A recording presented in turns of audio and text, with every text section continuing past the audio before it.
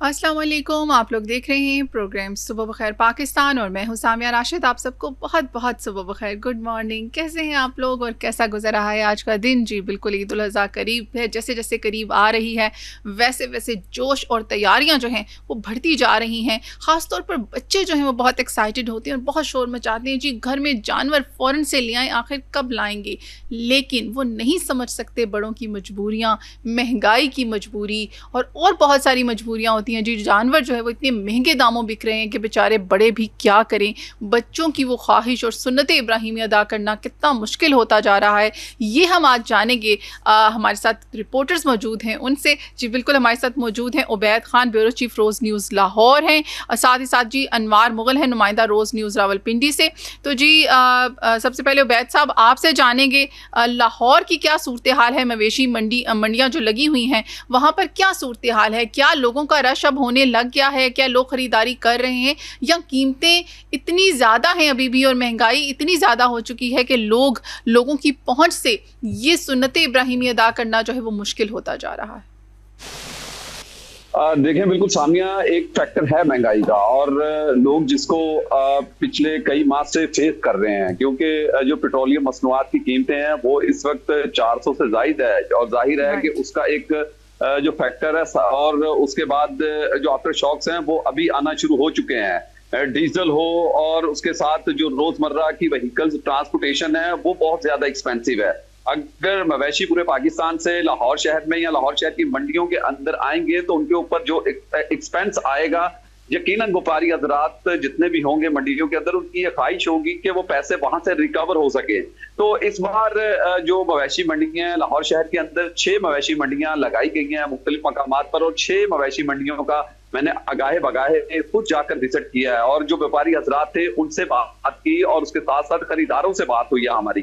तो खरीदार इस बार जो मामूल में हम देखते थे माजी में कि जिनकी तादाद एक बहुत बड़ी थी, ह्यूज तादाद थी, उसके अंदर बहुत ज्यादा कमी जो है अब इस बार रूनुमा हुई है। उसकी एक वजह यही है कि महंगाई है, और जो रोजमर्रा जरूरियात जिंदगी है उसके मामूलात जिंदगी को चलाना मुश्किल हो चुका है, और रोजमर्रा जरूरियात जिंदगी की अशिया जो है उनको खरीदना मुश्किल हो चुका है। तो यकीनन कुर्बानी और सुन्नत इब्राहिमी अदा करना मजीद मुश्किल होगा। यहाँ पर जिस मंडी में भी जाते हैं हम, वहां पर खरीदार मिलते हैं, अगाए बगाए चंद खरीदार मिलते हैं जिनकी तादाद माजी की निस्बत कहा जा सकता था कि 4 गुना ज्यादा थी, वो इस बार कम होते हुए 1 गुना रह चुकी है। और जो वो आते हैं, वो जब व्यापारी हजरात से बात करते हैं, जो जानवर मवेशी मौजूद है मंडियों के अंदर, जब उनकी कीमतें पूछी जाती हैं तो यकीनन वो कीमतें इस कदर ज्यादा हैं कि आम जो शख्स पहले खुद से बड़े जानवर की कुर्बानी करता था, अब वो जो 7 हिस्से कुर्बानी के जानवर के अंदर होते हैं, हिस्सों के अंदर तकसीम हो चुका है। एक ये भी फैक्टर है। और दूसरी जानिब अगर बात करें तो शहर के अंदर अब कुछ रुझान जो है वो शाम के औकात में खासकर खरीदारों का बढ़ना शुरू हुआ है, और मवेशियों की कीमतें भी थोड़ी कम और उसके अंदर नरमी आई है। शायद ये जो व्यापारी हजरात हैं उनको ये अभी से फील होना शुरू हो चुका है कि इस बार मंडी के भाव ताव जो हैं वो उनके मन मर्जी के नहीं चलेंगे।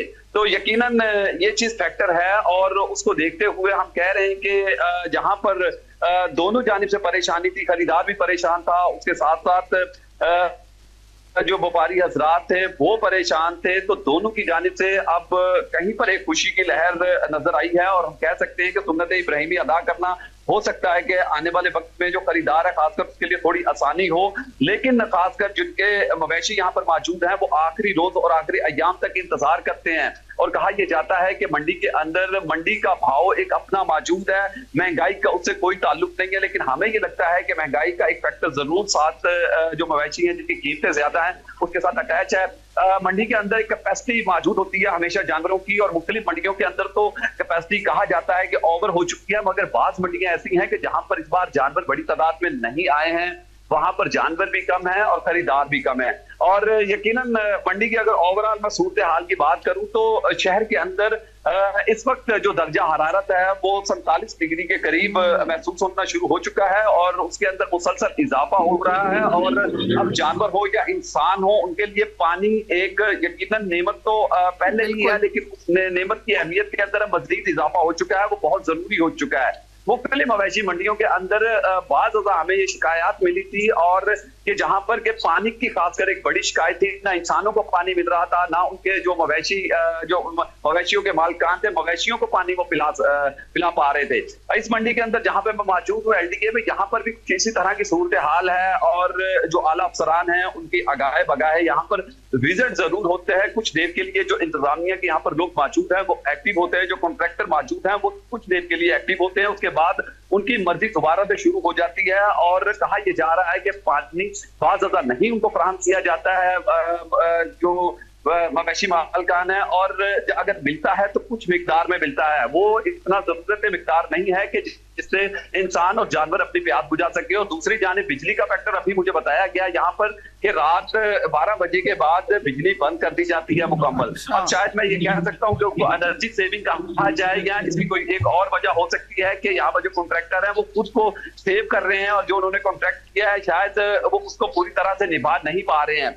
अभी भी इंतजामिया की अगर इंतजाम की यहाँ पर मैं बात करूं तो इंतजाम जो हमेशा वजीर आज़म पंजाब मरियम नवाज शरीफ की साहिबा की जानिब से किए जाते हैं, उसमें कहा तो ये जाता है, दावे किए जाते हैं कि बेहतर इंतजाम हैं, और यकीनन वो उनके अंदर बेहतरी कहीं पर नजर आती है। मगर बात ऐसी मवेशी मंडियां हैं कि जहां पर हमें बेहतरी नजर नहीं आई है। इंतजामिया को जिस तरह से एक्टिव होना चाहिए था और जिस तरह से अपनी जिम्मेदारियां निभानी चाहिए थी, वो वहां पर नजर नहीं आई है। अभी भी आप कैमरे की आंख से देख सकते हैं कि ये पैरा फोर्स का एक कैंप है, मगर पैरा फोर्स का कोई एहलकार यहाँ पर मौजूद नहीं है। और इसके साथ साथ जिले इंतजामिया के यहाँ पर कैंप लगाए गए हैं, लोग शिकायत लेकर अपनी आ रहे हैं। उस शिकायत के अंदर कहीं पर ये मवेशी मंडी है, लोग घरों के अंदर बहुत ज्यादा महफूज नहीं है, तो यहाँ पर भी मैं कह सकता हूँ कि लोग कुछ महफूज मुझे नजर नहीं आए हैं। यहाँ पर भी उनके माल मवेशी चोरी हुए हैं, उनकी शिकायत दर्ज हुई है। उसके अलावा किसी की जेब से पैसे निकाल लिए गए हैं और किसी का कोई नुकसान हुआ है मुख्तलिफ चोरी की। और इस मतलब आप कहना चाह रहे हैं कि इंतजामात जो है वो सही तरह से नहीं हुए हुए हैं। जी, हमारे साथ अनवार मुगल भी मौजूद है, नुमाइंदा है रोज न्यूज रावलपिंडी से। जी अनवार साहब, क्या कहेंगे आप, क्या सूरत हाल है रावलपिंडी में? जी बिल्कुल, बाकी शहरों की तरह रावलपिंडी के भी शहरी इस वक्त परेशानी का शिकार हैं, महंगाई के हाथों पहले ही मजबूरियों का शिकार हैं, ऊपर से कुर्बानी का फरीदा भी है। और इस वक्त जो जानवर की कीमत है वो भी आसमान से बातें कर रही है। अगर बकरों की और दुम्बों वगैरह की छोटे जानवर की बात की जाए तो वो भी इस वक्त जो है 80-90 लाख तक जो है वो उसकी कीमतें हैं, जबकि जो बड़ा जानवर है वो 3 लाख 4 लाख जो नॉर्मल जिसको जानवर आप करार दें तो उसकी कीमतें। जबकि रावलपिंडी की अगर मवेशी मंडियों की बात की जाए तो रावलपिंडी जिले के अंदर तकरीबन 8 मुकामात के ऊपर इंतजामिया की जानिब से जो मंडियां लगाई गई हैं। रावलपिंडी में बाटा चौक की मंडी जो है वो सबसे बड़ी है, जहाँ पे हर साल की तरह इस साल भी एक बड़ी तादाद के अंदर जो मवेशी हैं वो मौजूद हैं। और जब हम बात करते हैं जो व्यापारी हैं उनसे बात करते हैं तो वो हर साल की तरह यही एक अपना मुद्दा और रोना रोते हैं कि हमें इस साल भी जो है वो महंगाई से दो चार होना पड़ा है, जबकि जो अखराजात थे, खर्चे थे, पेट्रोल की कीमतें बढ़ी, दीगर अखराजात बढ़े। तो जो जानवर पहले वो रावलपिंडी पहुंचाने के लिए 10 से 15-20 हज़ार रुपये देते थे, इस साल उनका कहना है कि ये जो हमारा खर्चा है वो बहुत काफी हद तक बढ़ चुका है। इसी तरह जो इंतजामिया है, इंतजामिया की जानिब से तमाम जो इंतजाम हैं वो देखे जा रहे हैं। बाटा चौक के अंदर एक बड़ी तादाद के अंदर इंतजामिया का हमला भी मौजूद है, और जो ठेकेदार हैं उनकी तरफ से भी जो इंतजाम हैं, पानी का बंदोबस्त किया जा रहा है, चारे का बंदोबस्त किया जा रहा है और दीगर सहूलियात जो है वो फराहम करने की कोशिश की जा रही है। बहरहाल हमें शहरियों से जब भी गुफ्तगू का मौका मिला, शहरियों का ये एक ही कहना है कि महंगाई की वजह से जो इस वक्त कुर्बानी का फरीदा है वो मुश्किल हो गया है। तो इसलिए हुकूमत को भी ऐसे इकदाम उठाने चाहिए कि ये फरीदा अदा करने के लिए शहरियों को जो है वो सहूलत दी जाए। बिल्कुल ऐसे ही है ये हालात जो आप बता रहे हैं। जी, रावलपिंडी के भी कुछ खास मुख्तलिफ हमें नजर नहीं आ रहे, तो क्या रश भी है कि रश नहीं है, अभी खरीदारों का उस तरह से हजूम नहीं हुआ? नहीं, रश की अगर बात की जाए तो रश तो जैसे मंडियों का आगाज होता है तो रश होना शुरू हो जाता है, लेकिन क्योंकि हर इंसान जो है जिसने ये फर्ज अदा करना है वो कोशिश करता है कि रोजाना की बुनियाद पे चक्कर लगाए और जहाँ से उसको जो आसान और सस्ता कोई जानवर है वो खरीदने के लिए मिले। रश तो अभी उस तरीके से नहीं बढ़ा क्योंकि महंगाई का मसला है। हर पहले जो आदमी अकेला भी अपना जानवर लाता था वो भी कोशिश करता है कि किसी तरीके से कहीं पे हिस्सा डाले और वो हिस्सादारी के साथ अपनी ये कुर्बानी का जी, लोग हिस्सा डालने पर मजबूर नहीं है जिस तरह जी जी, लोग हिस्सा डालने पर मजबूर हो चुके हैं। हमारे साथ जी नुमाइंदा रोज न्यूज़ मुल्तान से मौजूद हैं जी जाम शौकत साहब, उनसे भी जानेंगे। जी जाम शौकत साहब, कैसे हैं आप? मुल्तान की क्या सूरत हाल है? जी बहुत बहुत शुक्रिया। मुल्तान की सूरत हाल ये है, गर्मी बहुत ज्यादा है, सूरज जो है वो आग बरसा रहा है। अभी 10 बजने वाले हैं, लेकिन अभी से जो है धूप इतनी तेज हो चुकी है कि लोग मंडियों से गायब हो गए हैं। और इंतजामिया की तरफ से मुल्तान के अंदर मकामात पर जानवर की मंडियां लगाई गई हैं। और यहाँ पे मवेशी मंडियों के अंदर मवेशी तो बहुत सारे नजर आते हैं, बकरे भी हैं, ऊंट भी हैं और बैल भी हैं, लेकिन नहीं नजर आते तो खरीदार नजर नहीं आते। और व्यापारी हजरात जो हैं वो बहुत परेशान हैं, क्योंकि दूर दराज के इलाकों से यहाँ पे लोग आए हुए हैं जानवर लेकर, और यहाँ पे उनकी रिहाइश और फिर जानवरों का चारा और उसके अलावा पानी, ये सारी मुश्किलात बर्दाश्त करने के बाद अब लोग यहाँ पे इंतजार में बैठे हैं कि गाहक हैं वो कब आएंगे। मंडियों के अंदर गाहक बहुत कम है। शाम के वक्त कुछ गाहक नजर आते हैं, लेकिन वो भी बेचारे जब जानवरों का रेट पूछते हैं, बड़ा जानवर हो छोटा जानवर हो, तो वो रेट पूछने के बाद फिर वापस चले जाते हैं। अब मंडियों में जो लोग जानवर लेके आए हुए हैं उनके साथ अगर हम बात करते हैं तो वो यही परेशानी बताते हैं कि इस बार जो है वो गाहक नजर नहीं आ रहा, क्योंकि महंगाई बहुत ज्यादा है। महंगाई के साथ साथ गर्मी भी है, धूप तेज होती है। तो जैसे जैसे करीब आएंगे दिन कुर्बानी इंतजामात हैं वहाँ पे अनवार साहब, इंतजामात वहाँ पर कैसे हैं मुल्तान में? जी इंतजामिया की तरफ से अच्छी मवेशी मंडियों के अंदर जिला इंतजामिया की तरफ से किए गए हैं, क्योंकि अभी तो बहुत ज्यादा रश नहीं है और रेस्क्यू के एहलकार भी मौजूद हैं, मुख्तलिफ इदारे हैं और सिक्योरिटी का भी बड़ा अच्छा इंतजाम किया हुआ है, पानी के भी इंतजाम किए गए हैं।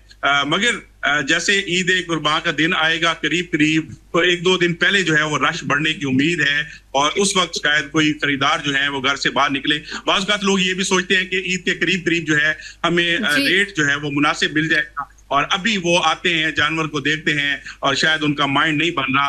तो जो जानवर बेचने वाले हैं वो काफी परेशान नजर आते हैं और उनको ऐसा लगता है कि इस साल जो है जाम शौकत साहब उनका माइंड नहीं बन रहा। हम थोड़ा सा उबैद साहब से पूछते हैं। जी उबैद साहब, वापस आपकी तरफ आते हैं, लाहौर की तरफ क्या सूरत हाल है? वहां पर माइंड बन रहा है लोगों का कि अभी नहीं बन रहा? देखिए, एक से बढ़कर एक खूबसूरत कुर्बानी का जानवर जिसमें बकरा, छतरा, दुम्बा, बैल और उसके अलावा मुख्तलिफ जानवर मौजूद हैं और उनकी कीमतें भी उनकी खूबसूरती के मुताबिक जो है वो तय की गई हैं। और एक जानवर हमने देखा यहाँ पर के जो जानवरों के लोगों ने हमेशा अपने खूबसूरत नाम उन्होंने रखे होते हैं, तो उसकी खूबसूरती के साथ साथ उसका वजन जो था वो 25 मन के करीब बताया जा रहा था, मगर उसके दाम जो थे उससे डबल थे। 40 लाख रुपए उसकी कीमत मांगी गई थी।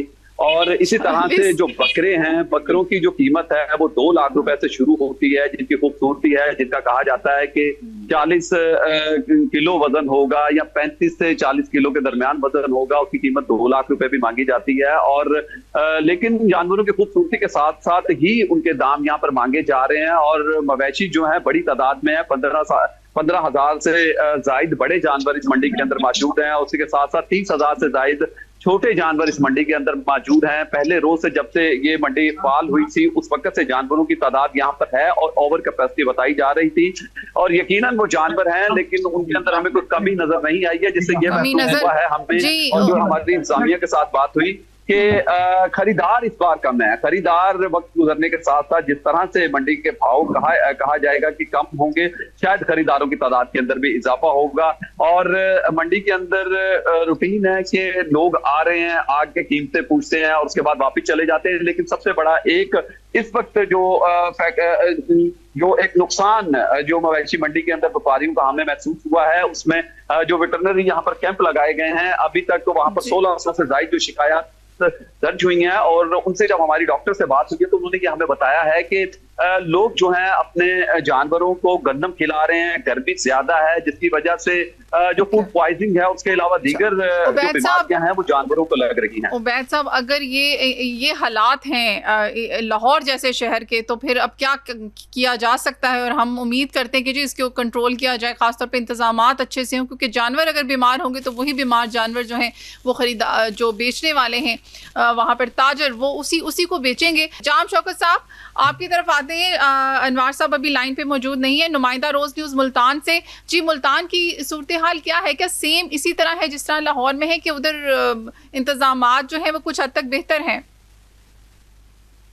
जी, मुल्तान के अंदर इंतजामात काफी बेहतर हैं। जैसा कि मैंने पहले अर्ज किया कि अभी क्योंकि मंडियों के अंदर खरीदारों का रश नहीं हुआ, जैसे रश बढ़ेगा, लोग बहुत ज्यादा आएंगे तो फिर मसाइल होते हैं, जारी बात है, वो सारी चीजों को मैनेज करना बड़ा मुश्किल हो जाता है। लेकिन अभी जो है वो काफी दिन पड़े हुए हैं ईद को, तो खरीदार ज्यादा नहीं है, सिर्फ हमें व्यापारी नजर आते हैं, तो खरीदार यहाँ पे ज्यादा आ ही नहीं रहे। अब जो जानवर बेचने वाले लोग हैं वो क्योंकि हर साल आके जानवर बेचते हैं, उनको पता होता है कि मंडियों के अंदर क्या क्या मुश्किलात होती हैं, तो वो पहले से अपने सारे इंतजामात जो है वो करके रखते हैं। और उनको ये भी पता है कि हमें वहां पे सिक्योरिटी के मसाइल भी हो सकते हैं, कि अगर हमने जानवर सेल किया है तो उनके पैसों को हमने कैसे उसकी हिफाजत करनी है।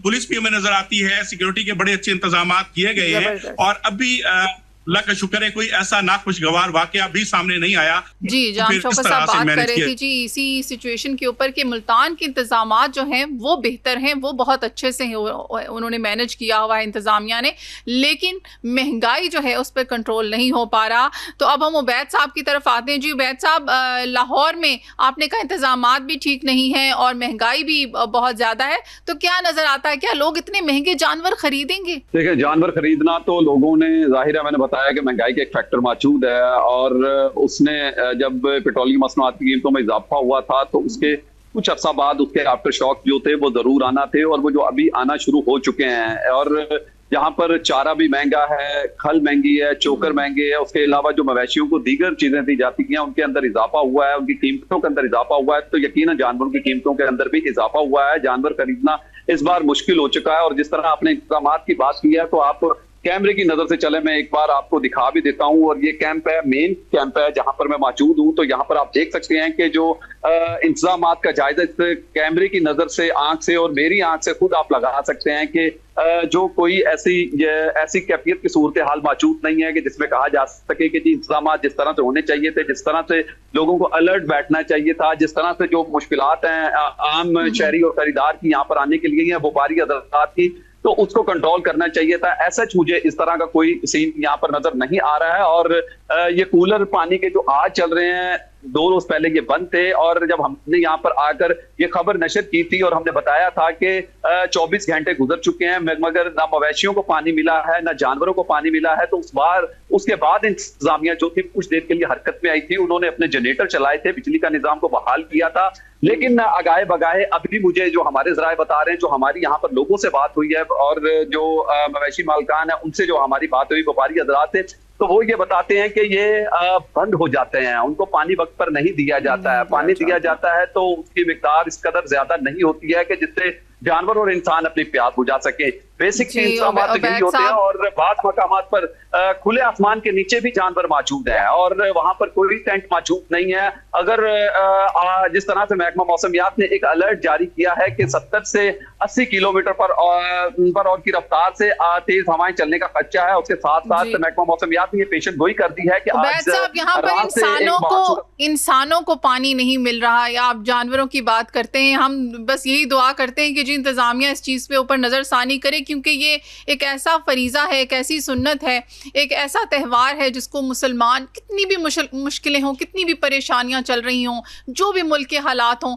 हम खुशी से ही सेलिब्रेट करते हैं इस त्यौहार को। अल्लाह करे जी इसके ऊपर इंतजामिया जो है वो और ज़्यादा अच्छे से इंतजाम करने के काबिल हो जाए। इसके साथ ही टाइम होता है एक छोटी सी न्यूज़ ब्रेक का। स्टे ट्यून, मिलते हैं आफ्टर द ब्रेक।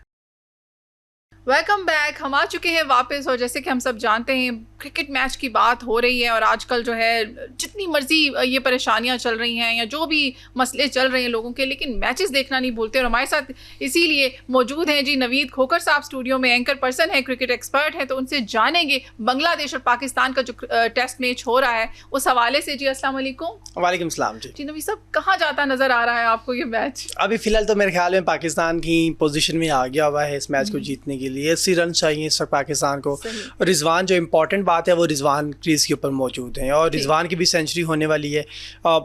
रिजवान की सेंचुरी मुकम्मल कर लेते हैं। यकीनन सेट बैट्समैन हैं और स्ट्राइक ज़्यादातर अपने पास रख रहे हैं। साजिद खान है उनके साथ। फर्स्ट इनिंग्स में भी उन्होंने कुछ 30 के करीब स्कोर कर लिए हुए थे, अभी भी वो 30 के करीब स्कोर के ऊपर खेल रहे थे। मेरा ख्याल है 80 के करीब रन गो की ज़्यादा नहीं है, लेकिन ये आपकी चंद बॉल्स की मार है। तीन विकेट 3 बॉल्स आपको अच्छी चाहिए। मतलब आपको लग रहा है कि हम जीत सकते हैं? हम जीत सकते हैं, बट ये बड़ा अभी भी मैं समझता हूँ कि पाकिस्तान मुश्किल में ज़रूर होगा, क्योंकि देखिए एक बैट्समैन है, बाकी तीनों टेल एंडर्स हैं, तीनों बॉलर्स मौजूद हैं। तो अगर उनमें से कोई भी 2 खिलाड़ी आउट होते हैं तो फिर यकीनन तो फिर आप बाहर बैठ जाएंगे और फिर आप आउट हो जाएंगे। रिजवान अगर क्रीज पे मौजूद रहते भी हैं, बट पाकिस्तान के लिए थोड़ा सा मुश्किल ज़रूर है, बट हम जीतने की पोजीशन में आगे हुए हैं। आज ये फर्स्ट सेशन में ही हम लोग इस मैच को, अगर हम खिलाड़ियों की बात करें तो किस खिलाड़ी की सबसे अच्छी कारकर्दगी जा रही है? मेरा ख्याल है बाबर आजम है जो वो ज़्यादा बेहतर परफॉर्म कर रहे हैं। बाबर आजम को एक ही मैच मिला है, उन्होंने दोनों इनिंग्स के अंदर सेंचुरी स्कोर की हैं। बाबर आजम बड़ी अच्छी पोजीशन के ऊपर मौजूद हैं इस वक्त। बाबर जिस पाए की खिलाड़ी हैं, उन्होंने 9000 रन मुकम्मल किए हैं अपने तीनों फॉर्मेट्स के अंदर और T20 ODI, और ये इस टैकेट के अंदर कोई भी दुनिया का बल्लेबाज नहीं कर सका है। आई थिंक बाबर आजम ना सिर्फ एज अ बल्लेबाज बल्कि वो एज अ सैम्बल भी, जब आप बाबर आजम मौजूद होते हैं टीम के अंदर तो फिर बड़ा इम्पैक्ट डालते हैं। बांग्लादेश जैसी टीम के साथ में बड़ा इम्पैक्टफुल होते हैं बाबर आजम। तो मेरा ख्याल है बाबर आजम अच्छे फॉर्म में मौजूद हैं और बाबर आजम आइंदा आने वाले, क्योंकि ये दो टेस्ट मैचेस से पहला तो पाकिस्तान हार गया, दूसरा भी 50-50 के चांसेस भी है पाकिस्तान अभी कि मैच जीतते ही हारते, बट बाबर आजम है जो वो बड़ा इम्पैक्टफुल प्लेयर है इस टीम के अंदर। नो डाउट जी, ये चीज़ तो हम सब नोटिस कर रहे हैं। अच्छा, इसके अलावा आप मुझे ये बताएं, वो जो एक टाइम होता था जब फास्ट बॉलर्स होते थे हमारे पास अच्छे खिलाड़ी होते थे, वो टाइम आपको लग रहा है वापस आने वाला है? सामिया, बहुत ज़बरदस्त बात की आपने, और इस पे जब भी आपकी बात करते हैं हमारा दिल दुखता है इस मामले के ऊपर कि क्यों वसीम अकरम का टाइम, वकार यूनुस का टाइम वो क्यों नहीं वापस आ सकता? मोहम्मद आसिफ जैसे फास्ट बॉलर हमारे पास क्यों नहीं है? वजह क्या है? क्या पाकिस्तान बदल गया? क्या पाकिस्तान का माहौल हवा बदल गई है? सब आप बात करेंगे, छोटी से मैं आपको इंटरप्ट करूंगी। यहाँ पर एक और क्वेश्चन मेरे माइंड में ये भी रेज हो रहा है कि ठीक है वो हम चाह रहे हैं कि वो टाइम वापस आए, लेकिन हालांकि अब वो टाइम ज़्यादा जल्दी वापस आना चाहिए। उसकी रीज़न क्या है कि अभी आप देखें जी, अब छोटे छोटे बच्चों के क्लब्स बन चुके हैं, पहले ये सब भी नहीं होता था। एक आधा कोई क्लब होता था पूरे शहर में जी, सारे कुछ बच्चे होते थे वो वहाँ एडमिशन ले पाते थे, वही करते थे। अच्छा, पहले अंडर 13, अंडर 14, अंडर 15 वाला सिस्टम भी नहीं होता था। बच्चे पता नहीं कहाँ से खेल कर आते थे, वो जब टेस्ट देते थे वहाँ पर अपनी परफॉर्मेंस देते थे और जो सिलेक्शन होती थी उसके ऊपर वो क्राइटेरिया बनता था। अब जो है पैसा है आपके पास, तो आपका बच्चा जो है वो 8 ईयर से 7 ईयर से, उन लोगों के बच्चे जो होते हैं वो क्लब्स ज्वाइन भी किए होते हैं, वो खेल भी रहे होते हैं, अच्छे एक्सपेंसिव क्लब से खेले हुए बच्चे होते हैं, लेकिन कारकर्दगी कुछ नहीं होती। आपको नहीं लगता कि इस चीज़ की वजह से तो अब तो ज़्यादा अच्छी परफॉर्मेंस होनी चाहिए थी, अब तो ज़्यादा अच्छा उनको परफॉर्म करना चाहिए, लेकिन वो परफॉर्मेंस पीछे चली गई? इसकी क्या रीज़न है? साथ में ये भी प्लीज़ आप मेंशन। बिल्कुल सामिया, मैं फिर वही बात करूँगा कि पहले जिस तरह आप बात करें कि कोई सहूलियात नहीं थी, लोग कहीं गली मोहल्ले में रुल खुल के आ जाते थे और आके बॉलिंग करते थे, तो उनपे थोड़ी सी स्किल्स उनको दे दी जाती थी और कमाल के बॉलर्स बनते थे, और उनकी क्या 150 की स्पीड से निकलती थी, शोएब अख्तर 160 के अराउंड। अब क्या है, आप स्किल्स भी मौजूद हैं, कोचेस भी मौजूद हैं, पैसा भी मौजूद है, हर चीज़ सैलरीज मौजूद हैं, लेकिन अब खेलने वाला वो टैलेंट नहीं है। अच्छा, नंबर 1 एक तो ये बात। नंबर 2, अच्छा कहीं टैलेंट मौजूद है भी। हम बात करते हैं कि डोमेस्टिक की, अगर हम बात करते हैं, देखें अगर आप कराची, लाहौर, इस्लामाबाद, पिंडी से बाहर निकल के भी कहीं सिलेक्शन करें ना, कहीं आप चले जाएं चित्राल में चले जाएं, वहाँ जाके सिलेक्शन करें, वहाँ फुटबॉल का बहुत ज़्यादा, बट क्रिकेट में भी बहुत ज़्यादा लोग वहाँ मौजूद हैं। कहीं कश्मीर में मीरपुर में जाके, मुजफ्फराबाद में जाके ट्रायल्स ले लें, कहीं जाके चीचू की मलिया में जाके ट्रायल ले लें, मैं पत्तों की में जाके ट्रायल्स ले लें। इतनी दूर की बात करती हूँ, मैं कहती हूँ मेन सिटीज में उन बच्चों के जाके ट्रायल ले ले जो ग्राउंड्स में खेल रहे हो। जो लोग पंजाब के जरा जनूबी पंजाब में जाके ट्रायल्स ले लेना, जाके आप बड़े शहरों से निकले तो सही ना, बड़े शहरों से आप निकलते नहीं है। बड़े शहरों के भी आप आम ग्राउंड से बच्चा ले, आम ग्राउंड से, बिल्कुल आम ग्राउंड से बच्चा ले लें। आप बड़े बड़े क्लबों से तो लेते हैं, आप वो क्लबों में खेलने वाले जो बच्चे हैं वही आके रीजन खेलते हैं, वही आके डिपार्टमेंट खेलते हैं। आप रीजन या डिपार्टमेंट से उठाते हैं बच्चे, आप जरा ओपन ट्रायल्स तो करके देख लें। PSL के लिए आप आप लाहौर कलंदर लगाती है, बेहतरीन प्रोग्राम है PSL में लाहौर कलंदर का, वहाँ से लोगों को उठाते हैं ना।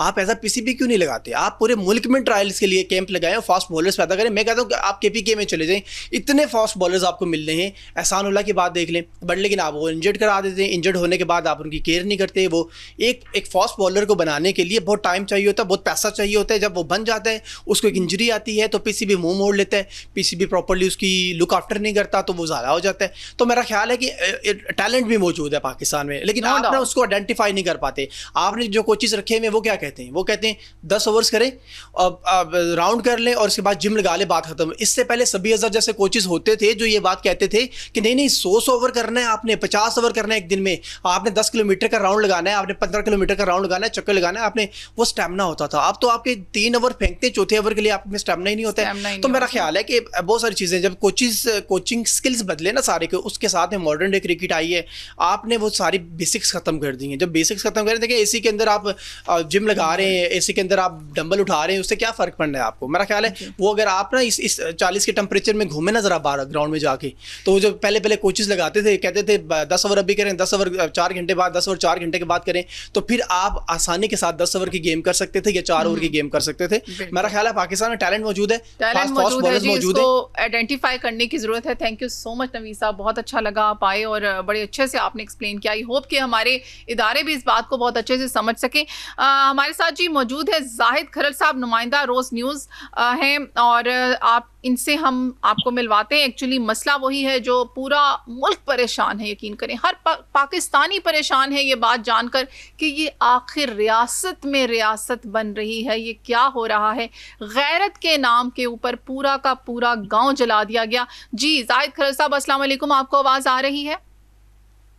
वालेकुम, जी बिल्कुल आवाज़ आ रही है मुझे। जी जाहिद साहब, क्या कहेंगे इस वाक़े के हवाले से? क्या तफसीलात हैं आपकी? जो हमारे पास तफसीलात पहुंची हैं, जो न्यूज़ चैनल्स के पास पहुंची हैं, वो तो यही है कि सिर्फ पसंद की शादी करने पर जो है पूरा का पूरा गांव जो है वो जला दिया गया है जैकबाबाद में। ये कहाँ जा रहे हैं हम लोग? ये क्या कर रहे हैं? इंतज़ामिया कहाँ थी? देखिए पूरा गाँव जलने में भी टाइम लगता है, उसको जलाने में भी टाइम लगता है। 100 घर कहा जा रहा है। क्या कहेंगे आप इस हवाले से? मैडम आपको मैं तफसील बताऊं कि ये 5 मई को जैकबाबाद के तहसील ठुल गांव मोहम्मद सदीक आरई में पसंद की शादी में ये मामला हुआ था। उसके बाद ये सारी तफसील, उसके बाद जैकबाबाद के दोनों फर्कों के दरमियान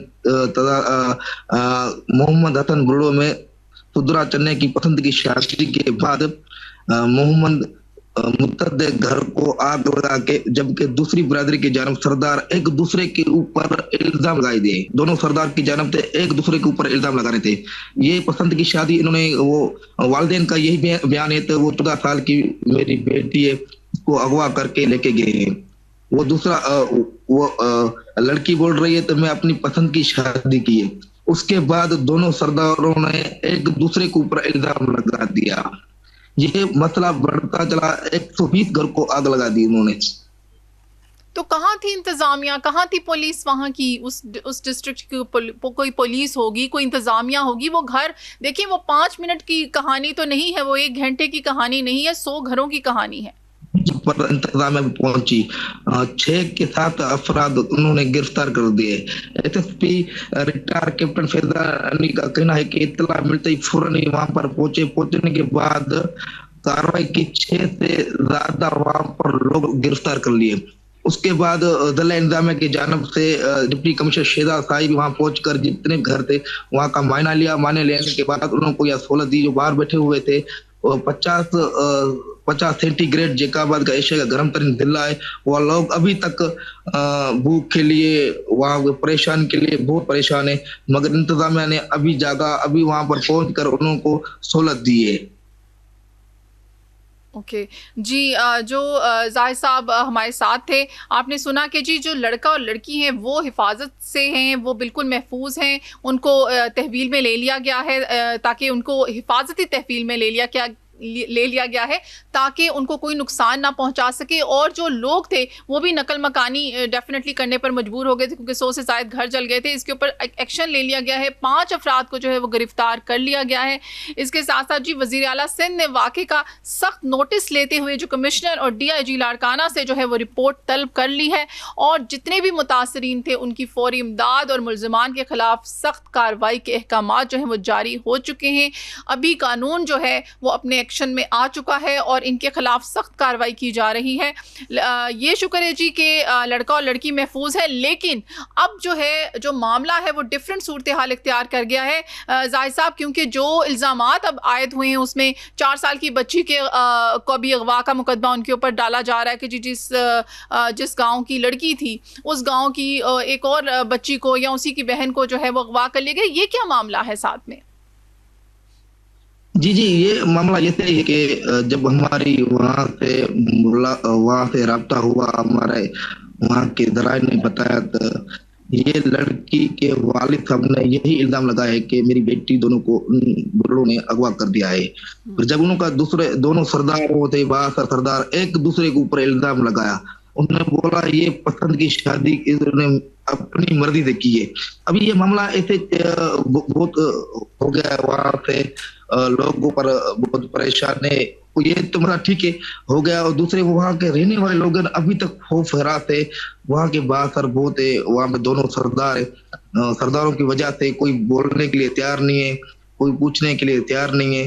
पहले तो जिला इंतजामिया खामोश थी, जब ये इतनी आग लग गई थी उसके बाद ये 15 दिनों के बाद वहां पहुंचे। मतलब आप देख सकते हैं कि पूछने वाले कोई नहीं है, वो गरीब बंदे मिस्किन बंदे हैं, कोई जानने वाला भी नहीं है वाले।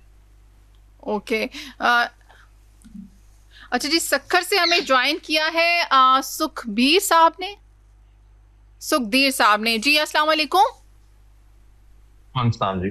जी सुखदीर राइट, सुखदेव जी, सुखदेव। ओके सुखदेव साहब, ये क्या कहेंगे इस सारे वाक़े को देखते हुए आप, क्योंकि ये तो यकीन नहीं आ रहा है, ऐसे लग रहा है कोई मूवी की स्टोरी हम सुन रहे हैं, कोई फिल्म देख रहे हैं। जब वो उनकी क्लिप्स आ रहे हैं जो भी उसके बारे में बताया जा रहा है, बिल्कुल बिलीव नहीं कर पा रहे हम पाकिस्तानी के ये हम पाकिस्तान में होते हुए देख रहे हैं, क्योंकि छोटी मोटी बात नहीं है कि पूरा आप देखें 100 से ज़ायद घर, और ये होता था पहले हम ये भी सुनते थे कि पूरा एक फैमिली ने दूसरी फैमिली को गैरत के नाम पर मार डाला, तो उस पे हमारे दिल दहल जाते थे, उस पे खौफो हरास फैल जाता था। इस पे खौफो हरास फैलना तो एक जाहिर सी बात है, इट्स वेरी ऑब्वियस। तो क्या कहेंगे इस हवाले से? देखिए, ये अफसोसनाक वाक़या है, बिल्कुल ये अक्कासी करता है माशरे की बरबरीत की जो हमारे मुल्क में, सिंध में, पंजाब में, KP या बलूचिस्तान में जो भी औरतों के खिलाफ इश्यूज होते हैं। देखिए ना, कोई भी औरत तो उसके पास शरई आईनी कानूनी हक है, फ्री विल मैरिज करे, अपनी पसंद की मर्जी करे। मैं थोड़ा आपको बैकग्राउंड देना चाहूँ, क्योंकि मैं तो डिस्कशन सुन रहा तो मैं समझ रहा हूँ थोड़ा चीजों का फैक्चुअल चीजें यहाँ पे कुछ सामने नहीं आई। 2-3 हफ्ते पहले एक चन्ना बरादरी की कम्युनिटी की लड़की घर से निकल गई, जिसकी फैमिली ने पुलिस को अप्रोच किया कि हमारी लड़की घर से निकल गई, हमें खदशा है वो किडनैप हो गई। पुलिस ने उनकी FIR काटी पाकिस्तान पिनल कोड 365D के तहत। उसके 2 दिन बाद हाईकोर्ट हैदराबाद बेंच वहां पे लड़की फ्री मैरिज करती है एक बोडो कम्युनिटी के साथ, लड़के के साथ। उसके बाद उसकी वीडियो सरफेस होती है ऑनलाइन। उसके बाद एक इंतशार फैलता है विद इन द चन्ना कम्युनिटी, और चन्ना कम्युनिटी को 40 लोग बोरोडो कम्युनिटी के गांव में चले जाते हैं। उसके गांव में चले जाते हैं, वहां पे जाके आग लगाना शुरू कर देते हैं। जैसे ही वो आग लगाते हैं, पुलिस वहां पहुंच जाती है। पुलिस वहां पहुंच जाती है, ऑन द स्पॉट 2 लोगों को अरेस्ट करती है, बाकी लोग वहां से भाग जाते हैं। पुलिस उसी वक्त FIR काटी है ATA के तहत, जो एंटी टेररिज्म की क्लॉजेज है उसके तहत, जिसमें तकरीबन 12 लोगों को नामजद किया गया और 22 जो है नामालूम अफराद थे जो वहां पे मौजूद थे। तकरीबन कोई 50 घर जल गए वहां पे। अल्हम्दुलिल्लाह की पुलिस टाइमली पहुंच की थी, हमारी रेस्क्यू टीम टाइमली पहुंच की थी, कोई जानी नुकसान नहीं हुआ, कोई इंजरी नहीं हुई। जो लोग नामजद थे 12 के 12 अभी अरेस्ट हो गए। 2 पहले हुए थे, 3 उसके बाद हुए, 1 परसों हुआ, 6 कल हुए। वो सारे पुलिस की हिरासत में हैं, कस्टडी में, और जो जोड़ा है वो भी सेफ कस्टडी में। अब जो घर जल गए, इनके 2 तरह के सर्वे हुए। एक तो जो वो आसमान में, खुले आसमान में बैठे हैं, उनको हमने टेम्पररी सर्वे करके, अब मेरे सामने डिप्टी कमिश्नर साहब ने लिस्ट शेयर की, सारी चीजें पड़ी हुई हैं। हमने उनको किचन सेट हो, टेंट्स हो, मैट्रेस हो, पोर्टेबल वॉशरूम्स हो, चारपाई हो, मच्छरदानी हो, ये सब चीजें नहीं है। एक उनका कॉम्प्रिहेंसिव सर्वे हुआ क्योंकि वो क्लेम कर रहे हैं कि उनके घर में सोना, जेवर, फर्नीचर, ये सब चीजें था, ये भी जल गया। तो ये 50 घर का ऑलमोस्ट कॉम्प्रिहेंसिव सर्वे है, ये सिंध कैबिनेट के सामने रखा जाएगा ताकि इनको कंपनसेट करने के लिए मैकेनिज्म बनाया जाए। ये बिल्कुल एक अफसोसनाक वाकया है, और पर ये लेकिन ट्राइबल इशू बन गया था, कम्युनिटी वर्सेस कम्युनिटी। हुकूमत इसमें अलर्ट थी, हुकूमत ने टाइमली एक्शन लिया, जिसकी वजह से अल्हम्दुलिल्लाह कोई हलाकत या इंजरी नहीं हुई, और जोड़ा भी अभी सेफ कस्टडी में। इस पे हमें बात करनी चाहिए कि आया मुआशरे के तौर पे हम कितना अभी भी पीछे हैं। दुनिया जहाँ इतनी आगे निकल गई है कि एक फ्री विल मैरिज, जो एक शरई, कानूनी और आईनी हक है एक लड़के का और लड़की का, उस पे जो ये चीजें हो रही हैं। आपने 2-3 महीना पहले या कुछ महीना पहले देखा कि बलूचिस्तान में भी किस ऐसा वाकया हुआ कि हालांकि उस औरत के हाथ में तो एक मुकद्दस किताब भी थी, उसको भी वहां पे इन जाहिलों ने नहीं छोड़ा और वहां पे उसको कत्ल कर दिया। तो ये सारे चल रहे हैं। अभी भी आपने देखा कि एक इस्लामाबाद में हाई प्रोफाइल केस चल रहा था सना यूसुफ का, उसका भी आया। उसका फैसला बहुत अच्छा, लोगों ने बहुत पसंद किया। अच्छा है बिल्कुल, और ये अच्छे फैसले हर केस में आने चाहिए। इसमें हमारे अदलिया का भी बड़ा रोल है, तो हमें अपने अदलिया के रोल के ऊपर की बात करना चाहिए। अगर वो अच्छे फैसले दे रही है तो उनको अप्रिशिएट करना चाहिए, अगर वो अच्छे फैसले नहीं दे रही तो उस पर भी तबसरा करना चाहिए, ताकि वो भी अपने घरे बाहर नहीं जा सके। अदलिया भी हमारे एक रियासत का सुकून है, तो सिंध गवर्नमेंट एक्टिव है और पूरा कोशिश करी कि इन चीजों को जो है हल किया जाए। ओके तो इसमें ये जो इल्जामात अब लग रहे हैं कि जी लड़की थी ही 14 साल की, 20 साल की नहीं है, लड़की कह रही है मैं 20 साल की हूँ, ये क्या चक्कर है? ये सारा मामला क्या ये वाकई में ऐसे है कुछ? दो पहलू हैं इसके। जब लड़की की फैमिली ने इनिशियली, जब लड़की घर से चली गई, जो FIR कटवाई 365B की, तब उन्होंने क्लेम किया लड़की अंडर एज है, माइनर है, 14 साल। सिंध में कानून है जो भी पंजाब में भी अमेंड हुआ है, पंजाब में पहले अमेंडेड नहीं था, सबसे पहले सिंध ने लाया Sindh child marriage restraint act, जो 18 साल से कम उम्र शादी को प्रोहिबिट करता है, उसको गैर कानून करता है। तो शायद में उनको खदशा तब था कि लड़की शायद शादी करने के लिए निकली है।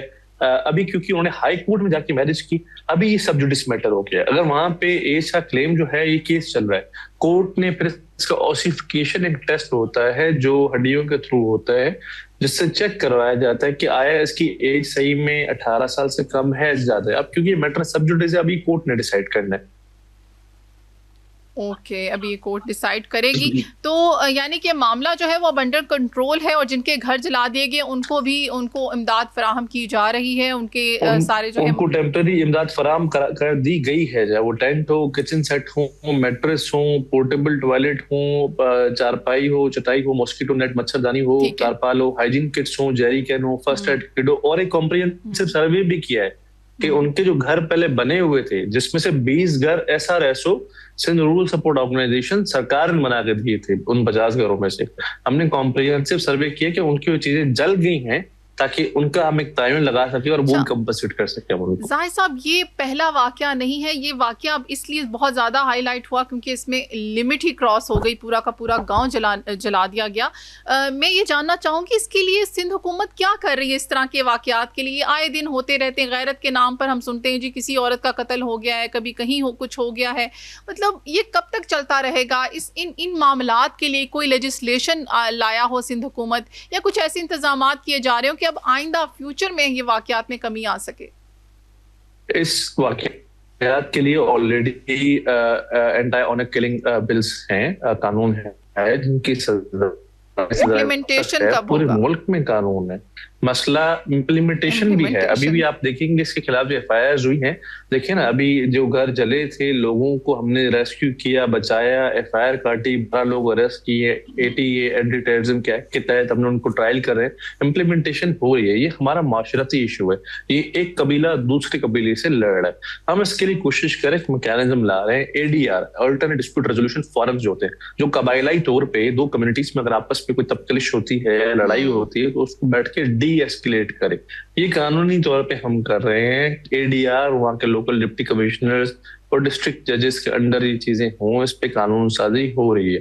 पर ये इश्यूज सिंध के नहीं है, ये पूरे पाकिस्तान में ऐसे मसले चल रहे हैं। हमने गरीबान में जाकर अपने as a country, as a society, as a माशरा इसको, क्योंकि हमारे मुल्क की आधे से ज्यादा आबादी औरतें हैं, हम ये नहीं कह सकते औरतों के खिलाफ है, ये मुल्क की आधी आबादी के खिलाफ ये इशू हो रहा है। रियासत और हुकूमत इसमें एक्टिव है, अब माशरे को भी हमने झंझोड़ना है इस चीज पे। आपको नहीं लगता वहाँ पर एजुकेशन की कमी और ये मसाइल हैं, ये सारे मसाइल हैं, इनकी जो रूट कॉज है वो अवेयरनेस ना होना है ख़वातीन के पास या लोगों के पास वो वाला तालीम का लेवल ना होना है, तो उसके लिए हुकूमत क्या कर रही है? नहीं, कोई ऐसी बात नहीं। अगर अवेयरनेस की कमी होती तो लड़की फ्री विल मैरिज नहीं करती, वो भी घर से निकल के दूसरे इलाके में हाई कोर्ट पे जाके पसंद की शादी ना करती, अगर उसके पास अवेयरनेस एजुकेशन नहीं होती। ये अवेयरनेस एजुकेशन का इशू नहीं है, ये हमारा माशरती इशू है।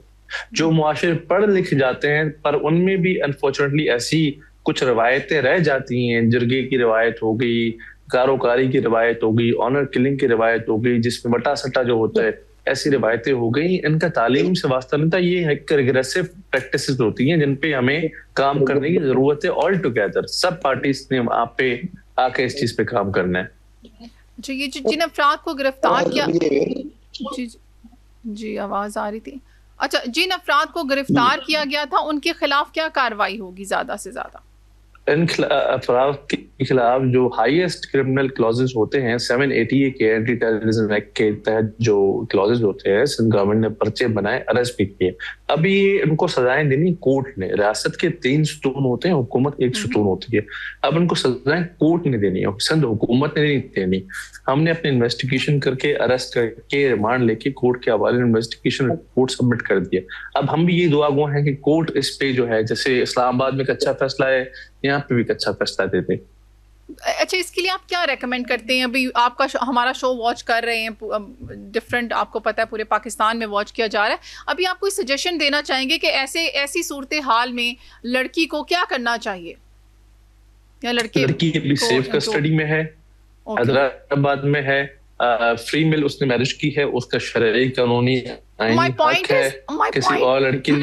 पॉइंट इज कि जब ऐसी सूरत हाल आएगी तो कोई कहीं पे भी हो सकता है ये वाकया, तो उस सूरत में लड़का या लड़की को किस तरह से अपनी प्रोटेक्शन के लिए क्या करना चाहिए? मुतल्लिका थाने को सबसे पहले अप्रोच करना चाहिए कि हमारा ये कानूनी हक है, हम इसको इस्तेमाल करने चाह रहे हैं, हमें खदशा है कि इसके बाद कोई रिएक्शन हो सकता है, हमें आप प्रोटेक्शन प्रोवाइड करें। Okay ji, thank you so much Zahid sahab and Sukhdev साहब, आप लोगों ने बहुत अच्छे से एक्सप्लेन किया है। विश के जी हम फिर यही दुआ करते हैं, बातें होती हैं लेकिन काश के हमारे लोगों में ये अवेयरनेस आ जाए कि ये जो वो करने जा रहे हैं, जो वो कर रहे होते हैं, ये क्या सोच के कर रहे होते हैं। इतना अजीब सी सूरत हाल है। वही बात आ गई कि फ़िल्म की स्टोरी मुझे तो लगी कि कहाँ जा रहे हैं हम, तो क्या क्या मसाइल से हम निपट रहे हैं और साथ में किस किस तरह के मसाइल। ये हमारा इंडिविजुअली मसला है, ये इसमें हुकूमत का कोई लेना देना नहीं होता। इसमें डेफिनेटली सी बात है, लोगों को खुद समझ होनी चाहिए कि वो क्या कर रहे हैं और क्या नहीं कर रहे हैं। Anyway, thank you so much. इसके साथ ही जो टाइम होता है छोटी सी कमर्शियल ब्रेक का, स्टे ट्यून, मिलते हैं आफ्टर द ब्रेक।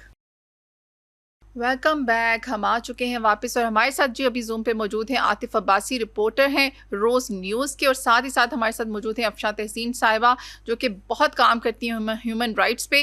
तो अस्सलाम वालेकुम, सबसे पहले उनसे मिल लेते हैं। जी, कैसे हैं आप लोग? वालेकुम अस्सलाम। कहाँ को जा रहा है हमारा मुल्क? कैसे कैसे लोग हैं जिनको एहसास ही नहीं होता वो किस तरफ जा रहे हैं?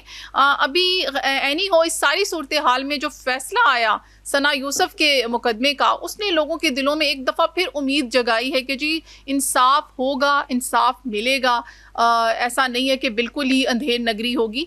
तो इस हवाले से क्या कहेंगी अफशा? आपसे जानना चाहेंगे, ये जो उसका मुकदमा सुनाया गया और सजाए मौत का हुक्म सुनाया गया है और उस पर उसके वालिदैन बहुत मुतमईन नज़र आए, जो कि कितने अरसे से बेचैन थी। उनकी वालदा अक्सर सोशल मीडिया पर आकर, डिफरेंट चैनल्स पर आकर ये कहती थी कि मुझे मेरी बेटी के लिए इंसाफ चाहिए। क्या कहेंगी इस हवाले से? देखिए, शायद बहुत ही अरसे के बाद शायद एक ऐसा फैसला हमने सुना है, बहुत अरसे के बाद, जहाँ पे कि हमें इंसाफ होता नजर आया है और सना यूसुफ के कातिल को सजाए मौत जो है वो दी गई है और बाकी सजाएं भी दी गई हैं। लेकिन इससे हट के आप बाकी बहुत सारे ऐसे केसेस देखें जहाँ पे कि औरतों को मतलब दिन दहाड़े लोगों की मौजूदगी में कत्ल किया गया, मुकदमा चल रहे हैं, लेकिन अभी तक हमें उसकी कोई उस तरह से सुनवाई हासिल नहीं हुई। तो इतने अरसे के बाद जब लोगों ने देखा कि भाई एक छोटी बच्ची जो कि 18 साल से भी कम थी और उसको इतनी कलील मुद्दत में, कलील तो नहीं कहना चाहिए लेकिन हमारे लिए बाकी जो जिस तरह से मुकदमे लटक जाते हैं उस हवाले से इसने जल्द अरसे में ये हुआ, तो इसमें ना सिर्फ ये कि उसके वालिदैन बहुत खुश हुए, बल्कि आम लोगों में भी थोड़ा सा हौसला हुआ, क्योंकि जो नाउमीदी फैल चुकी है ओवरऑल इस सिस्टम से कि कुछ भी कर लो कुछ नहीं होने वाला, तो उससे हट के हमें एक बहुत ही अच्छा खुशाइंद एक पॉजिटिव फैसला लगा। लोगों ने भी इसको बहुत ज़्यादा अप्रिशिएट किया, और हम उम्मीद करते हैं कि इसी तरह के फैसले की रोशनी में बाकी भी ओवरऑल ख़वातीन के तहफ़्फ़ुज़ के लिए, सिक्योरिटी के लिए, और अगर कोई इस तरह के इश्यूज आते हैं तो इसी तरह जो है हमें इंसाफ मिलेगा। अफशा, हम तो दुआ करते हैं ऐसे वाकयात हो ही ना। ऐसे वाकयात को कैसे कंट्रोल किया जा सकता है? क्या इक़दामात हो सकते हैं कि ये सब ना हो? देखिए, सबसे पहले तो हमें जो सबसे ज़्यादा स्ट्रॉन्ग, हमें जो रूल ऑफ लॉ का जो निफाज होगा वो करना पड़ेगा कि ज़्यादा जिस तरह के भी इश्यूज होते हैं, उससे भी पहले मैं ये कहना चाहूँगी कि सबसे पहले हमारे यहाँ सोसाइटी के अंदर इतनी ज़्यादा अवेयरनेस होनी चाहिए, इतना शऊर होना चाहिए, सोसाइटी इतनी बेदार होनी चाहिए। सबसे पहले तो सोसाइटी के लेवल पे ये इस किस्म के जो जितने भी जुर्म हैं वो रुक सकें, और इसके ऊपर कंटिन्यूसली काम होने की ज़रूरत है, क्योंकि हम हमेशा समझते हैं कि जो प्रिवेंशन है वो किसी भी मसले को एड्रेस करने से पहले होनी चाहिए, और वो ज़्यादा दूररस उसके नतीजे आते हैं। लेकिन उसके साथ साथ जो सबसे बड़ा काम जो हम चाहते हैं कि हो, और पाकिस्तान में अभी तक आप किसी भी कितने दहाइयों के आप कोई टीवी चैनल उठा लें, टॉक शोज उठा लें, कोई रिपोर्ट उठा लें, किसी किस्म की कुछ भी आप उठा लें, तो एक लफ्ज हर कोई बोलता नजर आता है, जी कवानीन तो है, इम्प्लीमेंटेशन नहीं है। तो ये वर्ड जो कवानीन तो है, इम्प्लीमेंटेशन नहीं है, पता नहीं हमारी जिंदगियों में ये वाला वर्ड की जगह ये कब ये वर्ड आएगा कि कानून है और उनके ऊपर बड़ा सख्ती से अमल दरामद भी हो रहा है। तो कहना मैं ये चाह रही हूँ कि हमारे यहाँ सबसे ज्यादा जो जरूरत है वो इन कवानीन जो मौजूद हैं उनके पे अमल दरामद होने की जरूरत है, और जिन अदारों ने इन कवानीन पे अमल दरामद करवाना है और करना है, उन अदारों के अंदर बेहतर गवर्नेंस होने की, अकाउंटेबिलिटी होने की, उनकी कैपेसिटी होने की, और उन लोगों के पास रिसोर्स होने की बहुत ज्यादा जरूरत है। जब तक ये सब नहीं होगा तो लोगों को पता है भी कि हम जो है छूट जाएंगे, या हम इंसाफ का निज़ाम लटका के वो उन बच्चों के वालिदैन दुनिया से चले जाते हैं और इंसाफ नहीं मिलता। तो ये दो चीजें तो हमें जी बहुत ज्यादा करने की जरूरत है। जब तक ये नहीं होगा तब तक हम नहीं समझते। और तीसरी बात ये जो बहुत इंपॉर्टेंट है कि खवातीन इस मुल्क की आबादी का आधा हिस्सा है। तो इस मुल्क की आबादी का आधा हिस्सा है, लेकिन जो ओवरऑल इंटरनेशनली भी वायलेंस अगेंस्ट वुमेन की अब रिपोर्ट्स देखें तो हम दुनिया में सबसे आखिर में आते हैं। ये बहुत हैरत कुछ बात है। वो मैं एक जगह ट्रेनिंग में भी ये फैक्ट्स एंड फिगर शेयर कर रही थी, तो कोई मानने को तैयार नहीं था जो मैं बता रही थी। तो मैंने कहा ये मैंने नहीं लिखा, ये जो रिपोर्ट्स हैं उनमें लिखा हुआ है कि वायलेंस अगेंस्ट वुमेन में पाकिस्तान बहुत नीचे, बिल्कुल आखिरी सतह पे, बल्कि मजीद खराब हो गया है हमारा जो उसके अंदर जो परसेंटेज है। तो हमें उसके ऊपर बहुत ज्यादा इकदाम करने की जरूरत है। और मैं ये कहना चाहूंगी कि मुल्क के अंदर बेतहाशा अदारे बनाए हुए हैं, मिनिस्ट्रीज हैं, डिपार्टमेंट्स हैं, अथॉरिटीज हैं, कमीशंस हैं, नेटवर्क्स हैं, लेकिन अगर एक मैपिंग स्टडी के थ्रू इन तमाम अदारों की कारकर्दगी देखी जाए, कैपेसिटी देखी जाए, परफॉर्मेंस देखी जाए, या इनका मैंडेट देखा जाए, या इनके पास कितने अख्तियारात हैं और कितनों पे अमल दरामद करके इन अदारों ने अपना काम किया, तो ये भी एक बहुत बड़ा सवालिया निशान है।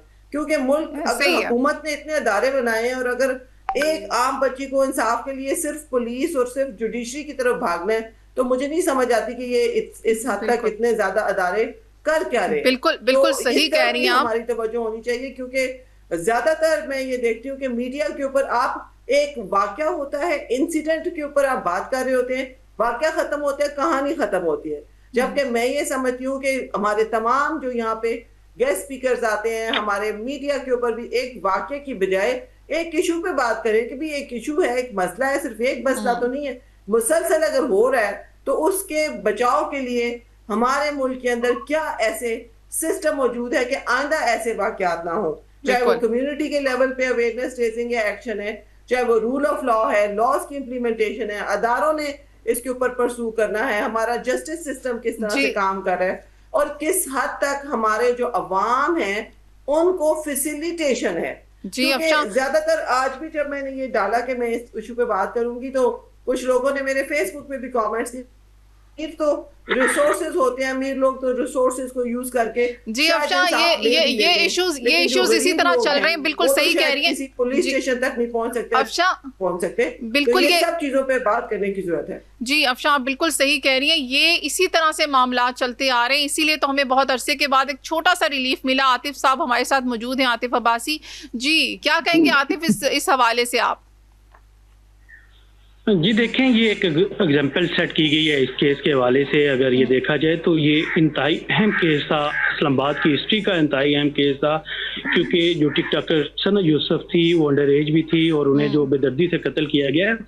तो ये जो जज हैं उनकी जानिब से और इस्लामाबाद पुलिस की जो कारकर्दगी है उसमें भी उनको एक दाद देनी चाहिए, क्योंकि जो तफ्तीश है, जो इन्वेस्टिगेशन है, वो इंतहाई अहमियत कामिल होती है किसी भी केस में। किसी भी मुलजिम को सजा देने में और किसी मुलजिम को बरी करवाने में कहा यह जाता है। तो इन्वेस्टिगेशन जो की गई थी इस्लामाबाद पुलिस की वो इंतहाई अहम थी और बहुत अच्छी इन्वेस्टिगेशन की गई थी। उसी बिना पर ही हमने देखा है कि जज अफजल मंजोका की जानिब से मजमूई तौर पर अगर देखा जाए 4 दफात के तहत 21 साल कैद और 25 लाख रुपए जुर्माना किया गया है। अगर 302 के तहत उस सजाए मौत दी गई थी और 20 लाख रुपए जुर्माना भी किया गया। और 392 जो दफा है, जो चोरी का दफा है, जो मोबाइल चोरी करके जो मुलजिम उमर हयात लेके गया था, तो उसके तहत 10 साल कैद और 2 लाख रुपए जुर्माना किया गया है। उसके साथ साथ 499 दफा जो है वो किसी के घर में बगैर इजाजत दाखिले का है, तो उसके तहत भी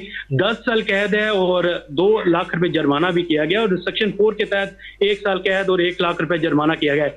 मजमूई तौर पर अगर देखा जाए तो मजमूई तौर पर मुलजिम उमर हयात उर्फ काका को 21 साल कैद और 25 लाख रुपए जुर्माना और सजाए मौत की सजा सुनाई गई है गुज़श्ता रोज। और ये इंतहाई अहम था केस और ये एग्जाम्पल सेट की गई है। किसी भी जो हमने देखा है कि ये टिकटॉकर्स हो या कोई भी खवातीन हो या लड़की हो, उस पर ऐसा जो अब अंधा कोई भी जो है वो ऐसा स्टेप उठाने से पहले 1000 दफा सोचेगा, क्योंकि ये जो केस था इसकी जो समातें हुई हैं वो 50 से ज्यादा समात हुई हैं और 1 साल के कम वक्त में ये फैसला सुनाया गया है। 2 जून को ये वाकया पेश आया था, 2 जून 2025 को ये वाकया पेश आया था G13 में। 3 जून को हमने देखा है कि उमर हयात और काका को जड़ामाला से गिरफ्तार करके इस्लामाबाद पुलिस इस्लामाबाद लेकर आई थी और 20 सितंबर को हमने देखा है कि फर्द जुर्म आयद किया गया था उमर हयात पर। तो ये जो केसेस थी, जो समात थी, दूसरी जानिब मुलजिम के वकील भी मुतअद्दिद बार जो है जो समात हुई हैं उसमें पेश होते रहे, हम भी जाते रहे हैं। मुलजिम के जो वकील हैं मुसलसल जो है डिफेंड करते रहे हैं, ताहम जो इस्लामाबाद पुलिस की जो इन्वेस्टिगेशन थी उसके तहत हमने देखा है कि इस्लामाबाद पुलिस से जो इन्वेस्टिगेशन अहम पॉइंट्स थी वो उस हवाले से अगर बात करें तो जो फोरेंसिक रिपोर्ट थी मोबाइल की, जिसमें हमने देखा है कि उमर हयात उर्फ काका और सना यूसुफ के दरमियान जो कॉन्टैक्ट से उनके स्क्रीनशॉट्स भी गुज़श्ता रोज जो है वो अदालत में पेश किए गए, स्क्रीनशॉट्स दिखाए गए। उसके साथ साथ हमने देखा है कि उमर हयात ने तमाम तर से जो हमने देखा है कि सेहत जुर्म से इनकार किया है, जिसमें उमर हयात उर्फ काका ने यह कहा है कि मैं इस्लामाबाद आया ही नहीं, ना ही मेरे पास कोई गाड़ी थी और ना ही मेरा सना यूसुफ से कोई ताल्लुक था। जिस पर जज अफजल मंजोका ने कहा कि जो मोबाइल फोन की जो फोरेंसिक करवाया गया उसमें काका के नाम से नंबर आए हैं, काका के नाम से कॉन्टैक्ट्स आए हैं, तो वो किसके हैं, जिस पर जो है उमर हयात खामोश हो गया। और उसके बाद हमने देखा है कि ये केस का फैसला महफूज कर लिया गया था। 3 बजे ये कल फैसला सुनाया गया और इंतहाई अहम फैसला है और ये इस्लामाबाद की हिस्ट्री का ये पहला फैसला है। हमने देखा है कि जो कम वक्त में सुनाया गया है, 1 साल मुकम्मल नहीं हुआ और ये फैसला सुनाया गया। दूसरी जानिब हमने देखा है कि जो सना यूसुफ के जो वालिदैन थे वो जो है इस्लामाबाद पुलिस जो जुडिशरी है उस पर एतमाद का इज़हार किया, खुश थे। उन्होंने ये कहना था कि ये जो फैसला है ये मेरी बेटी की जो है मौत को तो वापस नहीं ला सकता, लेकिन हम इससे मुतमिन हैं। और ये आतिफ साहब यही एक खुशी की बात है कि इस फैसले से उसके वालिदैन मुतमिन हैं और पूरी अवाम मुतमिन है, क्योंकि डेफिनेटली सी बात है जान वापस नहीं आ सकती है, सना वापस नहीं आ सकती। अफशा आपसे हम एक शॉर्ट सा मैसेज चाहेंगे एट द एंड कि क्या कहेंगी इस सारी सूरत हाल को देखकर? देखें, सबसे पहले तो मैं ये बात करना चाहूँगी, खुद जब मैं चेयरपर्सन भी थी और हम बहुत सारे केसेस जब डील भी करते थे तो हमें उसमें जो सबसे ज़्यादा जो हमें गैप्स और चैलेंजेस नज़र आते थे कि जब FIR दर्ज होती थी तो उसमें या तो वो रेलेवेंट दफात नहीं लगाई जाया करती थी या तमाम जो उसमें ज़्यादा से ज़्यादा इसमें दफात लगाई जा सकें जिससे केस मजबूत हो। लेकिन मेरे ख्याल से जैसे अभी मेरे साथी ने कहा कि पहली दफा एक ऐसा हमारे लिए पॉजिटिव एग्जांपल सेट हुई है जहां पे कि इस केस के अंदर तमाम रेलेवेंट दफात लगाई गई, बगैर इजाजत के जाना, असला रखना और तमाम जो एक बहुत ही केस को मजबूत करने के लिए बहुत अच्छे तरीके से इस केस के अंदर रेलेवेंट सेक्शंस को जो ऐड किया गया। तो ये हमारे यहाँ अक्सर जो FIR दर्ज होती है उसमें या तो बहुत वीक सेक्शंस लगा दिए जाते हैं या तमाम जो और भी सेक्शंस ऐड हो सकते हैं केस को मजबूत करने के लिए, वो हमें बहुत ज्यादा मेरे अपने दौर में हमें वो कमियां नजर आई। तो इस गुड एग्जाम्पल को हमें एक ओवरऑल सेट करके इसी को हमें शायद आगे लेके चलना है ताकि जितने भी आगे भी जो केसेस हैं उनमें भी इंसाफ। और इसमें एक सजेशन मैं ये भी देना चाहूंगी कि जहाँ पे फर्स्ट इन्वेस्टिगेशन रिपोर्ट जहाँ पे दर्ज की जाती है पुलिस स्टेशन पे, वहां पे हमारे यहाँ कैपेसिटी के बहुत इश्यूज होते हैं।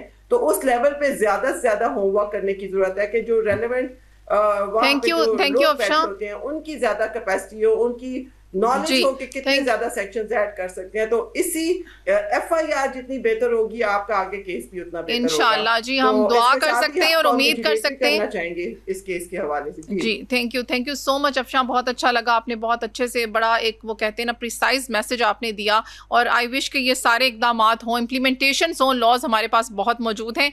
हमारे साथ जी अभी आदिल अली भी मौजूद हैं, ब्यूरो चीफ रोज न्यूज़ कराची से। तो आदिल साहब आप से हम जानेंगे पिंकी केस जो है उसकी अपडेट जानेंगे, और उस हवाले से क्या अपडेट है आपके पास? अस्सलाम वालेकुम जी, सबसे पहले तो सुबह बखैर।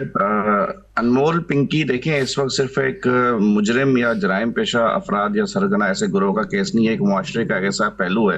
अगर कि वो तकरीबन 15-20 सालों से ये घिनौना कारोबार जारी था, तो आज तक वो कानून की नजरों से कैसे बचा हुआ था, और कानून नाफिज करने वाले इदारे आज क्यों इतने एक्टिव नजर आते हैं और ये कह रहे हैं कि सारा नेटवर्क चल रहा है?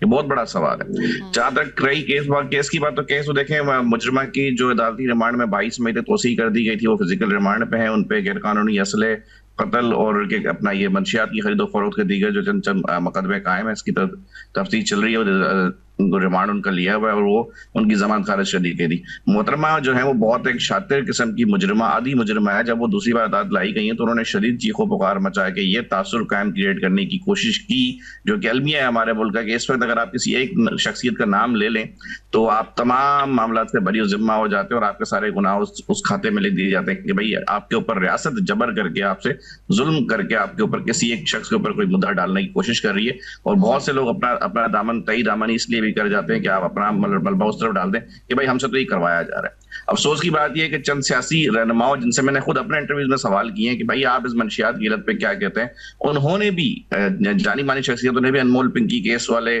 स्टांस को शेयर किया अपने सोशल मीडिया पर, जब उसने ये बात की कि मुझसे कहा जा रहा है कि फलां शख्सियत का नाम लो।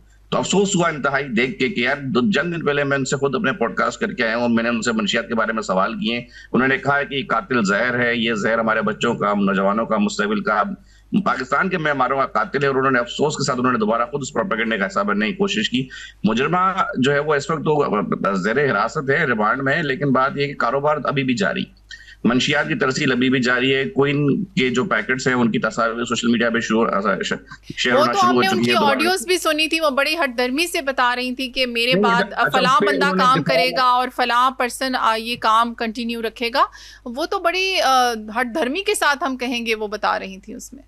असल में देखें, ये टेक्नोलॉजी के हमारे यहाँ ना हमारे यहाँ मिस यूज से ज्यादा जो अपना यूज से ज्यादा अब्यूज हो रहा है चीजों का, हम अब्यूज करते हैं। अब टेक्नोलॉजी के दो रुख है, एक उसका पॉजिटिव एक से नेगेटिव। अब जहाँ पे ये जो डीप फेक जो चीजें आई हैं या डीप लर्निंग या डीप मशीनिंग जो आई है उसके साथ ये नहीं है कि अब आप हर चीज की तह में जाने के लिए तैयार हो कि भाई कानूनी रास्ता आपके पास मौजूद, आप किसी भी ऑडियो को, फुटेज को चैलेंज कर देंगे ये फेक है। अब जब वो फेक है तो फिर उसके लेबोरेटरी टेस्ट मैं खुद कानून का तालिब इल्म हूं, फिर उसके फॉरेंसिक जाएंगे, फिर उसकी जो अपना अभी थोड़ी देर पहले मेरी कोई बहन अर्ज कर रही थी कि कानूनी जो दफात है हमारे पास कैपेसिटी नहीं है, मतलब हम जाके बताते हैं कि भाई इन पे ये चीजें इरलाक होती हैं। जो कानून नाफिज करने वाले इदारे हैं, जिनको आपने NCCI में बिठाया, जिनको आपने साइबर क्राइम में बिठाया, उनको तो पता ही नहीं कि इसमें दफात कौन सी लगती है। कि अगर हमने किसी की ऑडियो को या किसी की वीडियो फुटेज को हमने फॉरेंसिकली भेजना है तो किस जमरे और किस आईन है, किस दफा के तहत भेजना है, ये तो मसला ही है। अब उन्होंने कहना ये शुरू कर दिया कि उनकी जो ऑडियोज है वो टेम्पर्ड है, उनकी नवाजें नहीं, उनको फंसाया जा रहा है। वो कह रही है उनको लाहौर से लाया गया है, उनसे एक जबरदस्ती किसी शख्स से बयान दिलवाया जा रहा है। यहाँ तक कि पाकिस्तान का मुआशरा सियासी तौर पर, समाजी तौर पर इतना पसमानदा है कि ये तासुर कायम तक किया जा रहा है कि पीपल्स पार्टी पे दबाव डाला जा रहा है पिंकी को सिंध में गिरफ्तार करके उसकी गिरफ्तारी दिखा के, जिसपे सलीम मांडीवाला साहब ने आके स्टांस दिया कि नहीं भाई ऐसा कुछ नहीं है कि आप इसको हमसे जोड़ें। तो ये एक ऐसा मसला है मतलब उसको सियासी रंग दे दिया जाता है, कोई भी ऐसी बात आ जाए। लेकिन हालांकि ये इतना तशवीशनाक मसला है कि आप देखिए मुंशियात ये तो नस्लें तबाह कर रही हैं और इसके ऊपर कंट्रोल करना बहुत ज़रूरी है। हम इस नज़रिए से क्यों नहीं इस मसले को देखते, हम लोग इस नज़रिए से क्यों नहीं इसको कंट्रोल कर पा रहे या सज़ा दे पा रहे मुजरिमों को? देखिए, कमजोर प्रोसिक्यूशन, अगेन वही बात आज थोड़ी देर पहले हो रही थी कि जब आप मुजरिम को पकड़ते हो तो मुजरिम को पकड़ते के वक्त असल बात ये होती है कि आप केस क्या दर्ज करते हो, आप प्रोसिक्यूशन क्या करते हो। असल में आप कराची में स्ट्रीट क्राइम हमने बहुत सुना होगा ना कि स्ट्रीट क्राइम की कमी क्यों नहीं होती। कमी इसलिए नहीं होती कि हम प्रोसिक्यूशन की जो प्रोसेस है उसको फॉलो नहीं करते, हम उस केस की पैरवी नहीं करते, हम एफआईआर करवाने नहीं जाते। अगर हम एफआईआर करवाने जाए तो पुलिस पहली फुर्सत को तो हमें खुद ही मुजरिम समझ लेती है। अगर कि मुझसे किसी बड़ी रकम की डकैती हुई है तो उन्होंने मुझे ही बिठा देना कि भाई तुम ही बैठ जाओ, ये गाड़ी भी तुमने चोरी की, पैसे भी तुमने अच्छा, तो मुझे मुजरिम समझेंगे। आदिल साहब, ये तो एक मुकदमा हो गया, साथ में आपको पता है वो जो ज्वेलरी वाला केस हुआ था वो उसका क्या बना, उसकी भी अपडेट हमें दें, क्योंकि उसमें तो अभी तक वो जो अहलकार थे वो मुअत्तल हुए, उनके साथ क्या सलूक किया गया, जो खातून थी उनको मुअत्तल किया गया क्या नहीं, वो उसके हवाले से क्या कहेंगे आप? इस कंटिन्यूएशन में ना ये दो चीजें, दो जगह इन्होंने छापे मारे। सराफा बाजार में कल भी उन्होंने छापा मारा, वही खातून उसमें लेडी सर्किल जो थी उनका भी उन्होंने किसी दूसरे डिपार्टमेंट में तबादला कर दिया है। वो जो सब इंस्पेक्टर है उन्होंने भी, उनके ऊपर भी कानूनी बेज़ाब्ती साबित होती है कि उनका जो रैंक है सस्पेंशन ऑर्डर में वो सब इंस्पेक्टर वो एसआई है, वो एफआईए के एसआई है, जबकि उनकी जो फुटेज है उसमें 3 फूल लगाया, मतलब वो इंस्पेक्टर का रैंक शो करे। ये एक जालसाजी है, उनके ऊपर महकमा जाती कार्रवाई और जालसाजी का मुकदमा तो यहाँ भी बनता है। दूसरा, इन्होंने किसी गलत इन्फॉर्मेशन के मुताबिक एक छापा मारा, वहां से कुछ बरामद नहीं हुआ तो उनको जाहिर है ताजिरबाजी। वो असिस्टेंट डायरेक्टर हैं कौन? असिस्टेंट डायरेक्टर एफआईए के असिस्टेंट डायरेक्टर खातून है। जी, वो खातून है कौन, और उनके साथ उनको बचाया जा रहा है या उनको भी उनके साथ भी? माय पॉइंट वाज दैट उनका बड़ा बाअसर किस्म का किरदार है, वो इस किस्म की कार्रवाइयों में पहले भी शामिल रही हैं और उनका जो सिलसिला है वो, मतलब उनके बारे में जिस किस्म की उनकी बॉडी लैंग्वेज थी, अगर आपने वो देखी हो तो बड़ी कॉन्फिडेंट है। अभी भी उनको सस्पेंड नहीं किया गया, उनको इंटरनल डिपार्टमेंटल शफल दिया गया कि उनको किसी और महकमे में उनको फिलहाल एडजस्टमेंट दी गई है। सस्पेंड हमेशा किए जाते हैं कमजोर प्यादों को, जो आपके जो निचला अमला होता है ना, क्लरिकल स्टाफ हो गया है, तो आप समझते हैं उनको इसलिए बचाया जा रहा है कि वो पावर में है? नहीं, वो किसी की सहूलत का तो बचाया जा रहा है ना। अगर वो किसी की सहूलत का नहीं तो उनको क्यों बचाया जाने की वजह समझ में नहीं आती। आपके ऊपर कोई ना कोई ऐसा दस्ते शफकत है। अगर अभी भी कुछ ऐसे अनासर हैं जो पिंकी को बचाना चाह रहे हैं तो डेफिनेटली वो तो एक सरकारी एहलकार है, तो कुछ तो ऐसा है जिसकी पर्दादारी है। तो ये पर्दादारी, अकाउंटेबिलिटी करेगा कौन? जब अकाउंटेबिलिटी करने वाले लोग ही इसमें इन्वॉल्व होंगे तो कौन करेगा? देखिए, आपके प्रोग्राम का वक्त खत्म हो रहा है। मैं अभी 2 दिन पहले किसी एक एहतजाजी मुजाहरे में शरीक था बतौर एक सोशलिस्ट। वहां पे महंगाई के खिलाफ एक मार्च चला था, तो वहां पे मैंने एक जुमला मैंने कहा देखिए, आप हर हफ्ते ना एक भारी पत्थर हमें दिखाई देता है कि एक भारी पत्थर एक बड़े खास मकाम को जाता हुआ दिखाई दिया। मैंने कहा उस वक्त से डरे हैं सर कि जब इस बड़े पत्थर के टुकड़े आवाम के हाथों में हो और ये पत्थर आप पे बरस रहे हैं। एहतसाब एक दिन आवाम करेगी, इसी पत्थर के टुकड़ों से करेगी। चलें जी, हम दुआ करते हैं और फिर से हमेशा की तरह उम्मीद करते हैं इतनी डिस्कशन के बाद कि आई विश के ये एहतसाब आवाम ने करना है, जिसने करना है वो जल्दी से करे। बहुत सारी दुआएं इस मुल्क के लिए। Thank you so much Adil साहब। अल्लाह ताला जो है इस मुल्क पे रहम करे, करम करे और हमारा मुल्क तरक्की की मंजिलें तय करता रहे। और ये जो मसाइल हैं इनको भी हम सॉर्ट आउट करते रहें। ये जो लॉज हैं हमारे पास, इतनी अच्छी पॉलिसीज़ हैं, इनके ऊपर इम्प्लीमेंटेशन शुरू हो जाए। तो आप सबसे बहुत सारी दुआओं के साथ इजाज़त चाहूँगी। अल्लाह हाफ़िज़।